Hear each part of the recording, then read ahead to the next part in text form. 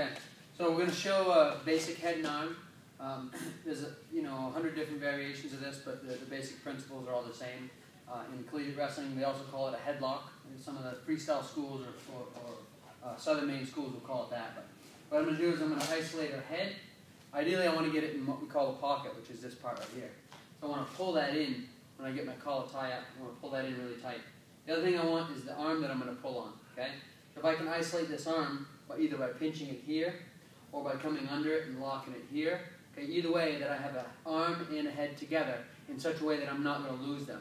Okay, so for me, I think this is probably the easiest way for kids to learn this. Then later on they can do different kind of grabs here when they get a little bit stronger hands. But for learning it, we'll do a gable grip.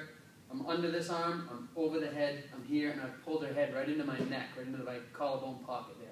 Okay. In order to throw her, I want to come down to the arm side. I would never try and throw this way. That would be awkward for me, and she would be able to block it. She'd be able to use this hand to stop, her opposite hand is loose to stop the momentum. And what I need to do is pull her over the top of that arm. Okay? So if I'm here, I'm going to step through here and pull in really tight.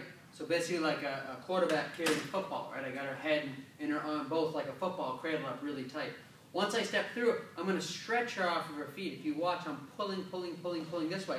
As I'm doing this, I'm going to sit down